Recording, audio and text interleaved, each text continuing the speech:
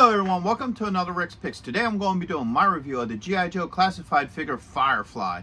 So what I'm going to do is I'm going to take a look at him in packaging, then I'm going to take a look at the figure and his accessories, and then I'm going to give you my thoughts on him. And just remember, if you do like this video, go ahead and check out my G.I. Joe playlist and hit that like, share, and subscribe button. They're all small clicks for you, but it really helps this channel grow, and thank you for watching. So without any further ado, let's get to the review.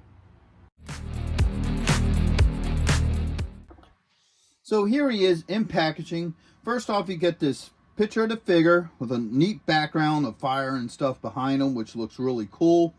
You get a good look at all his accessories, some art here, the classified logo, the Cobra logo, and Hasbro. You get his name. All right, then you bring it up close. You look on top. You got your age restrictions and your choking hazards. Plus, you also have the G.I. Joe logo.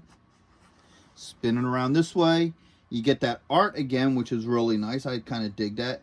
G.I. Joe logo, his number. Spin him around this way. You get a look at some of his extra details. The figure, all his accessories, his number, his name. You get his stats here. And then you get a whole bunch of legal under there. Spinning around this way. You get a picture of the figure again, his number, your QR code, and his stats. And then underneath you get some more legal on the SKU. So with all that being said, let's open him up and see what he's about. If you're going to be in the Philadelphia area from September 7th and 8th, then you got to check out RetroCon 2024 at the Philadelphia Expo Center. They have lots of great tables and vendors selling all sorts of retro action figures and collectibles. Plus, they have guests, arcade games, contests, panels, and much, much more. In honor of 40 years of Transformers, they will have a 40-year anniversary display stand that you could take pictures with. Special guests will be including Anson Williams, who played Potsy in Happy Days, Don Moss, who played Ralph from Happy Days and also played Eric from Dungeons & Dragons, the cartoon. Voice actor Neil Ross, who played the voices of Shipwreck, Springer, and many other iconic 80s cartoon characters.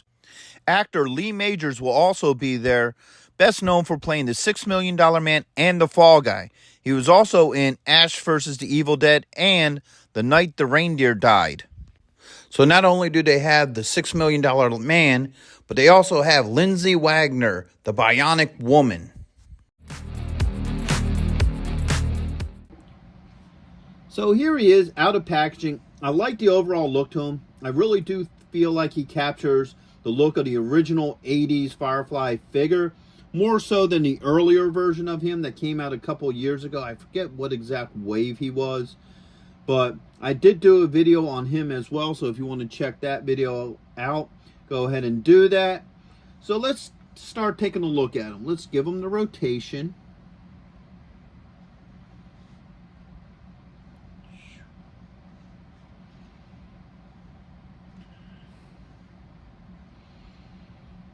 All right, so let's start looking at some of his closer details. So I like the face sculpt to him. I think that's really cool. You know, you got like nice blue eyes. I like that he has all his gear all over his equipment. So he got a whole bunch of pouches, some grenades. He has what looks to be smoke grenades on this side, more pouches. He has a couple electronic doodads over here. Cobra symbol there as well. So he has some really nice detailing to him. So I overall like all the little extras that he has on him. So let's start looking at his points of articulation. So the head is on a ball joint. He has a shoulder joint with a swivel, an elbow joint, ooh, that's a little tight, and a wrist joint. These arms up. He does have a joint right here. Feels a little loose. It's not really wonky, but it has a very loose feeling to it. You also have a torso joint, a thigh joint with a swivel. You got a knee joint. That's pretty tight too.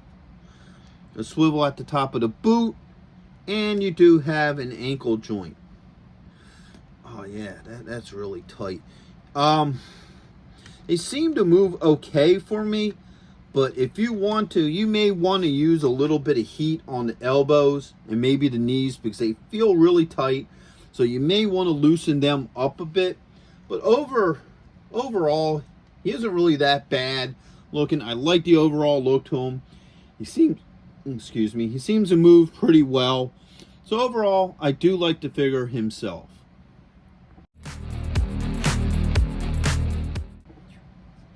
So now let's start taking a look at his accessories. First off, he comes with a backpack, which has all his gear in there. It has this here. I don't know if that's a heart monitor or some sort of monitoring for explosives. You have a spot here on it for your gun. And then 2 spots here for the mines. And then a spot here for the little remote control car. Next up is the car. Right. I guess you must use this for espionage, you know, to sneak equipment in. Right here's the hole where it's going to connect onto your backpack.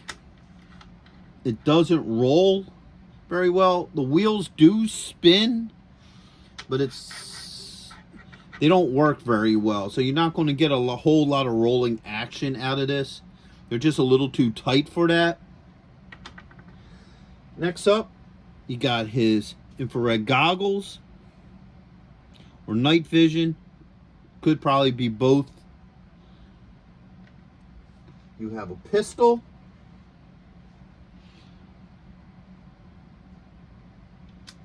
Two mines. So you have 1 and 2. He has a remote control for the little buggy there. And also he does have a knife. And last but not least, he has an assault rifle.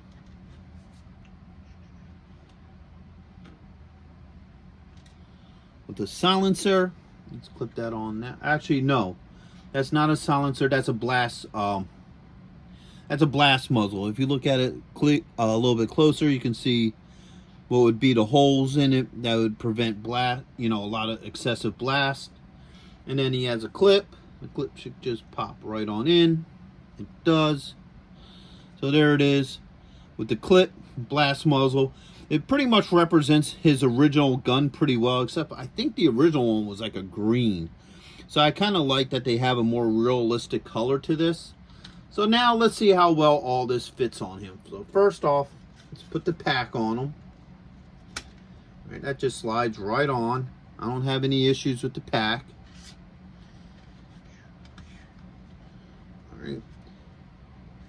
Trying to get him to stay on the stand.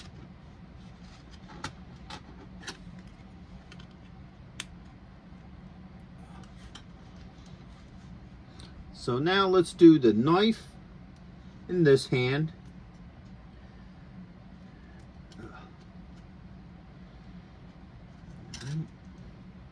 So that fits in there pretty well. I don't have any issues with how his knife fits in his hand.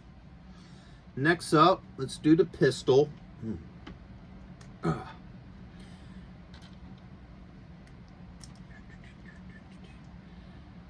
Now, you're going to have to move the fingers around a little bit with him. So the nice thing is these fingers are pretty loose, so they will move for you.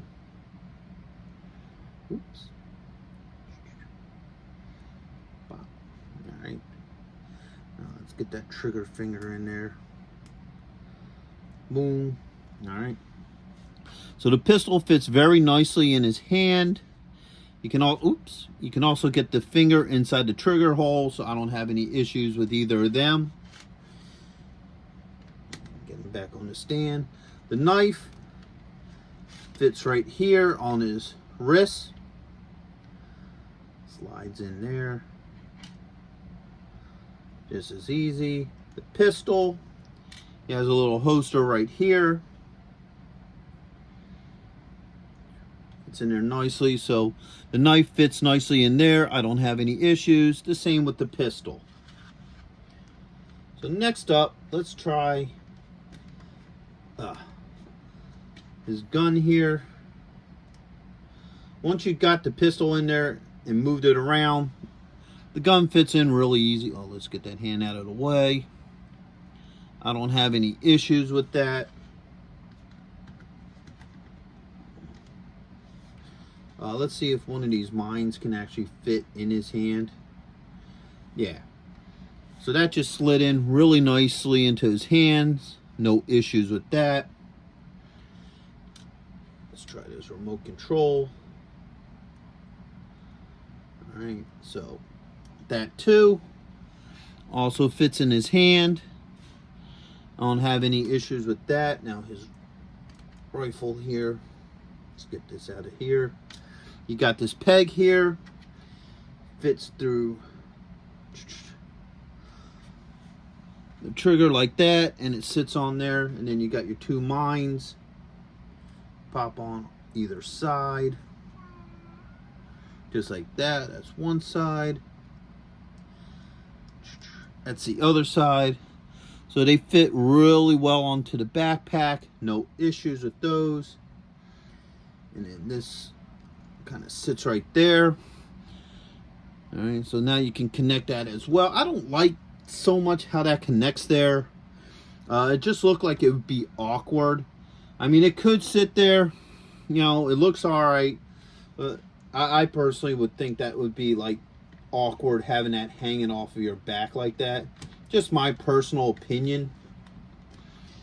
So the last thing he has is the goggles. So pop those onto his head. So they fit on really well. I don't have any issues with that. Now probably one of the things I do have an issue with his equipment is this little controller doesn't have a spot anywhere for it. Everything else, you know, you could put on his belt, his pack, or whatever. But I couldn't find a spot for this little controller, which is kind of a bummer. So if you're going to have him running around, he's going to have that controller in his hand. Like I said, I haven't seen any spots on the back or anything where it could just snap on. So that's an issue. And this is a little loose, a knife holster here, but that's always been an issue with some of these classified figures.